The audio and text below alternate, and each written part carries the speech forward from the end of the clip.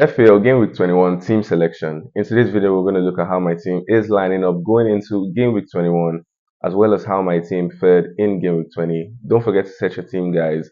We've seen a lot of weekend deadlines this season, but this particular week is going to be a midweek deadline. So turn on your notifications and don't forget to set your team. This video is brought to you by myself, FPL.CARNAGE, in association with GW21. So let's look at how my team fared in Game Week 20. In Game Week 20, I scored a total of 70 points. In goal, I had Robert Sanchez. He brought back, 3 points in goal. Chelsea drew 1 once in the game against Crystal Palace. He did get a save point.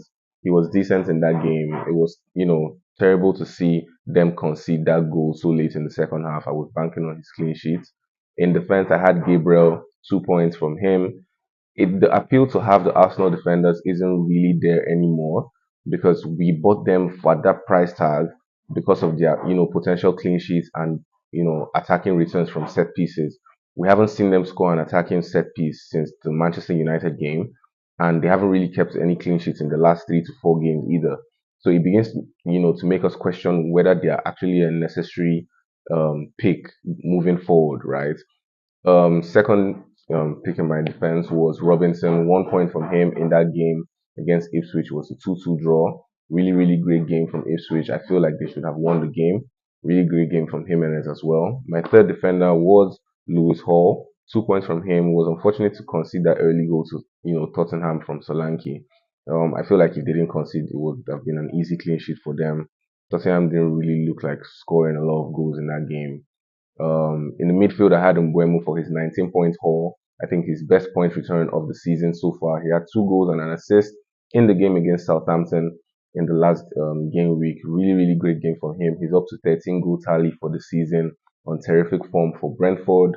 My captain, second midfielder, was Mo Salah. Got the goal in the 2-2 draw at Anfield to Manchester United. He didn't really seem, on his best game in that, fixture. I do feel he may have even like got his first blank after 10 game weeks in this game, if not for the penalty actually. But yeah, 14 points from him, was knocked off the bonus points.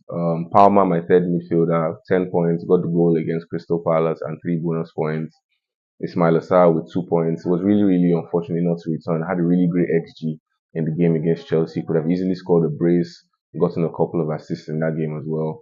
But yeah, 2 points from him. Up top, the inform Alexander Isak returned 7 points, got the second goal, was the winning goal for Newcastle in their tie against Tottenham Hotspurs. He's just been on terrific form, scored as well against Arsenal in the Carabao Cup semi-finals fixture. Although he was subbed off due to hamstring issues, but he should be okay for their fixture going into the game week 21 deadline. Nicholas Jackson, really, really disappointing having him for the past 4 weeks. No returns whatsoever from him. It's beginning to get really frustrating owning and holding him at this point. My third attacker was Chris Wood, who I brought in for João Pedro and repaid my transfer with 8 points. He got second goal of the game against Wolves in the Monday night fixtures. So on my bench, I had Saliba return 2 points, Veltman returned 1 point, and Rogers, who was suspended for the game against Leicester. So 70 points up to 288k in the world. A positive green arrow, minor green arrow, but we take some positives out of it as we look forward to Game Week 21. In Game Week 21, my team is lined up with Sanchez in goal again at home to Bournemouth. Bournemouth are a decent side, right?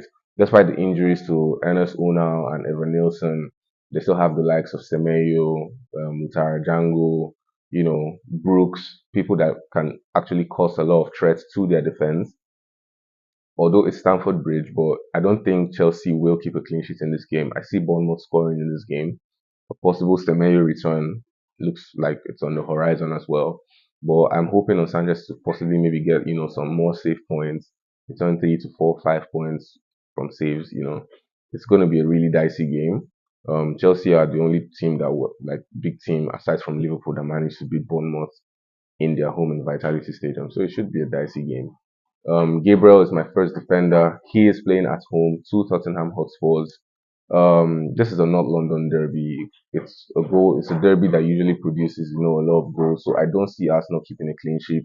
They haven't looked really good in previous games. The game against Manchester United in the FA Cup, the game against Newcastle, the game against Brighton, they haven't looked like themselves. It seems like the absence of Saka is really weighing down, the team in general because no one can just pick up the mantle and do what he does. So they don't have the attacking force, and they're just dependent on their defense. So teams now press them more often than usual. So it's seen Arsenal concede a lot more goals than they usually would. But yeah, he's my first defender. He still has the set piece threats. Romero Van der Ven remains sidelined, so Gabriel is going to start for me. Robinson is my second defender again, away to West Ham. I am worried about potential manager bounce because it's going to be Potter's first game at home. But Robinson has the most assists for defenders so far this season, and he has one of the most accurate passes or crosses rather into the penalty box for defenders. So I want to take the risk on him. My third defender is going to be Lewis Hall, playing at home to Wolves. Newcastle are a formidable force when they're playing at St James Park. I do think that this is a game Newcastle can potentially keep a clean sheet, or Hall can possibly get a return. But we know that Cunha is back in the squad, right, after he's served his 2 game suspension ban. So it's going to be a tricky one. Wolves will have the ability now to get something out of the game due to Cunha being back, but Hall also has the ability to produce a potential goal return, so he's going to be my third defender. In my midfield, I have Mbuemo playing at home to Man City. Brentford have one of the best home records this season after Liverpool. Man City are still, trying to rebuild. Yes, they have won 3 consecutive games, but I do back Mbuemo to be able to get something out of this game. He got something out of the Arsenal game, the Chelsea game. He should be able to get something against a shaky City side that are still trying to, find their feet. Mo Salah against Nottingham Forest, still a potential captain pick, but it just doesn't appeal to me because currently Forest have the best defensive record in the league. They've kept 4 clean sheets in a row so far, and Liverpool look a bit tired, they look a bit fatigued, right? So I don't know what the output is going to look like for Salah in this game. Moreover, they are the only team that Liverpool lost to so far this season, 1-0, right? But yeah, he's in my team. He has a slightly decent record against them. It's Mo Salah. You can never, go against him. Cole Palmer, my third midfielder at home to Bournemouth, has a decent record against them. Chelsea would be looking to get back to winning ways, and this is a perfect, match for Cole Palmer. The fourth player in my midfield is Ismail Assar. He's going to be going away to Leicester City. Leicester City have considered they're one of the teams that's considered the most goals so far this season, and most of their goals come from the right hand side where Ismail Assar plays. So I do think he's due a potential, attacking return in this game against Leicester City. My fifth midfielder is going to be Rogers, coming back from suspension. We saw him get a goal, the winning goal actually, in the game against West Ham in the FA Cup. He's on terrific form. It's a way to Everton though. Everton manager bounce as well, but I think Rogers should be, able to get something out of this game. It's really tricky going with him ahead of Chris Wood. I do think Chris Wood is on penalties. He could actually still get something out of the Liverpool game because Liverpool have conceded first in their last 3 games. And he's on penalties, like I said. So it's a tricky one, but I'm leaning towards Rogers at the moment.